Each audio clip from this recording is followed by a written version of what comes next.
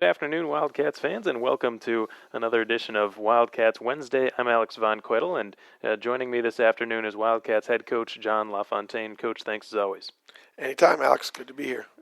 Coach, the season series with the Lone Star Brahmas is over. You will not play them again this season, although there are many out there who believe these two teams will likely cross paths in the postseason. There are 20 games left before playoffs begin. Is there a big weight lifted off everyone's shoulders knowing you won't have to play the Lone Star Brahmas again this season? Well, there could be, Alex, but I always think you get better by playing the better team. So, yes, we've played them a lot, 12 times already. Would have been nice if we had a few more scattered in the last 20 games so we could be on our toes because the last thing you want is our guys to not continue to develop, not continue to get better. And it's my job. That's our job to obviously keep challenging them. But you never had to worry about getting your guys mentally prepared to play them because we knew that it was going to be a dogfight every night. And practices were a lot more intense and easier to motivate players when you're playing them on the weekend. Right. And obviously that we have to continue to get better. So in a way, no, I wish we were playing them at least a few more times. And speaking of a dogfight, let's go back to last weekend. A lot of excitement going into the weekend. Children's Miracle Network, the last meeting of the top two teams in the division, and both games end up going to overtime. The first game ended in sudden death. The second ended in an 18-round shootout. So in that shootout, as you start looking down the bench and you're 6 or 7 players in, what starts going through your head as to like which players you want to select next? It's I've never been involved in that, and obviously we do shootouts during the week, usually at the end of the week, and you get to see which guys are comfortable being able to go in, which guys have a go-to move that's pretty effective and pretty consistent, and so that shootout, the way it was going, after basically the second shooters, we just had to score because Cappy was doing his job, so we had 9 shooters at both teams that didn't score. But if you think about it, we had how many out of 18? Basically, only 3 shooters scored. So we had basically 13 or 14 chances where we just had to score. Right. And they only had 3 where they scored first, and now they're thinking, "Now we got it won," right? So that was the frustrating part: is how many times you're thinking, "Oh wow, way to go, Cappy! Now." Borleo, go put it in. Right. Albrecht, go put it in. All those guys that are pretty good shooters and pretty good around the net. I thought we were going to win it way before that. And then they get a goal, and Paisan comes up big. And then we get a couple more chances to win it again. And now you're getting down to guys that haven't really had any experience with the shootout, at least with us. Right.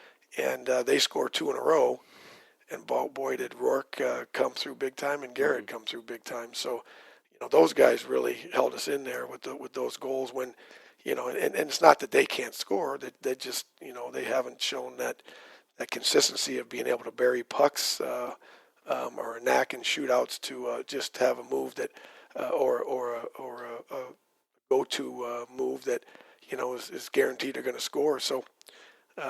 They came up big, and yeah, all of a sudden, maybe Noah will score, maybe Holden Cronin, those guys, they don't get as many opportunities to score, and it would have been nice to see one of those guys end it.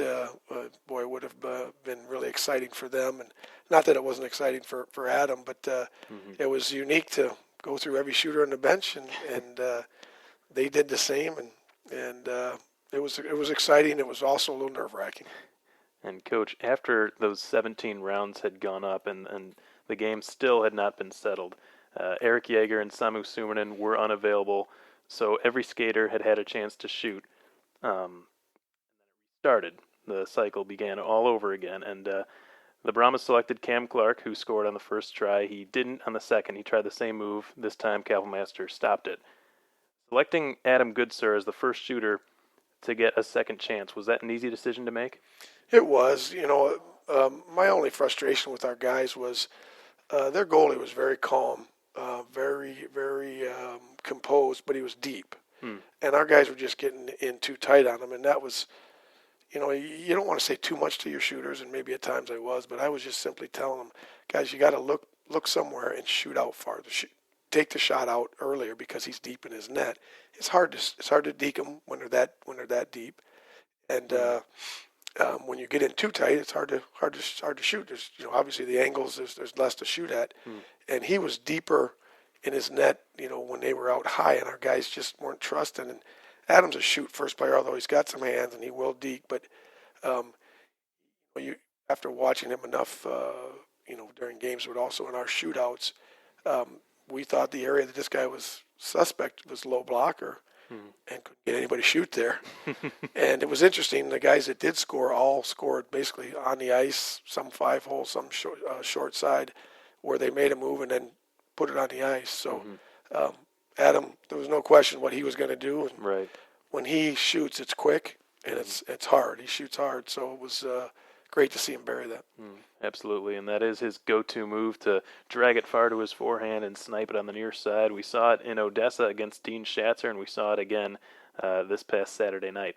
So, Coach, shifting gears a little bit here, Trent Dillinger joins the Wildcats, the player from the Amarillo Bulls, big player, 6'3". Talk about what went into making the decision to bring him to Wichita Falls and what you think he might be able to bring to the team. Yeah, when you're going to add a player to your team this late, you better make sure it's a strong player and a character type of player, and that they're going to be able to kind of fill a niche for you. And we had him, honestly, we had been watching him for a while. He came to our camp 2 years ago, and was the last guy that didn't make our team. And Wow. he was the last guy that didn't. And he went back for a month and a half with a good friend of mine that coaches, at the time was coaching in Gillette, Tom Winkler. And we just kept following his progress. And sure enough, before we had a chance to pull him up, Amarillo pulled him up. And he finished the year strong with Amarillo. It seemed like every time after that, he was the one you're noticing. He was the one scoring a goal that was a thorn in our side. And then he was their captain pretty quickly. And then now he's their captain again this year, and just a strong character, down to earth young man that he can skate. Also, he's coming in as one of our tallest, bigger players, but he can skate with us. And he's a strong power forward, a smart hockey player, sees the ice, and he's got a good quick release on his shot. So we're excited to have him. We felt like for playoffs is a little different hockey, and you got to be able to compete in the tougher areas, and you got to be able to not get pushed around. And we certainly feel he's going to feel all that. Absolutely. You mentioned, you called it during the postseason. It's a bit of a different animal. The series can go on for quite some time, and if you don't add some size and bulk up a little bit, you're gonna feel the pain. That's for sure. So, Coach, the team is Topeka bound tomorrow to play at the Kansas Expo Center for the final time of the season as they take on the third-place Topeka Roadrunners. They're the only team outside of the Brahmas this season who have defeated the Wildcats more than once. They also recently let go of their head coach, Scott Langer, who had been with the team for 12 years. So there's an interesting situation going on up there, but they've continued to win games. So what can you expect going into this series? You know that they were going to do one of two things. Scott is a good friend of mine and a heck of a coach, and they were either going to just bind together as a tight knit group and say, let's make the best of this and let's support our new coach, but let's become closer. Or there was going to be turmoil, and it looks like they have done the former. Is that these team is bound together, and because they're 4-1 since then, it looks like they're playing really good hockey, and they're a good team anyway. I mean, we know how good they are. The 2 games they beat us, they whipped us. They clearly outplayed us, outworked us. They were more physical than us. They pushed us off the puck. So we know that it's going to be like playing Lone Star. Very similar styles as far as they come at you really hard in the defensive zone. In their defensive zone, they don't give you much time, much space. They're one of the best teams at cycling low. I call it low play, where if they get the puck deep and they get on it, They protect the puck well. They don't give it to you. They'll stress you out down low. That's one area they're really strong at. And they've got puck moving, fast, quick, mobile defense. So they're going to be barn burners up there. It's going to be really, really, really good hockey. It's going to make us better. And our concern is if our guys are going to be able to kind of enjoy the past weekend, but you got to forget about it pretty quick because you come off a big high like that where the team wins a couple of closer games, Right. comes out on top. A great weekend to do it with parents and CMN, and a lot of distractions. I give our guys credit for staying focused and fighting through the distractions, but we got to be able to put that aside now and go back to work. And we're all very much looking forward to this upcoming weekend series in Topeka. The last time the Wildcats were there was the season opener way back in September. It will be the final time they travel up there this season until perhaps the postseason. And Coach, again, thank you very much for your time. We really appreciate it. Anytime. Thanks, Alex. Of course. That's Wildcats head coach John LaFontaine, and I'm Alex Von Coitel, bringing you this week's edition of Wildcats Wednesday, presented by Armored Roofing. The Cats are on the road for a couple of weeks. They pay one last visit to Topeka and to Odessa before returning to the KYC for the final quarter of the regular season.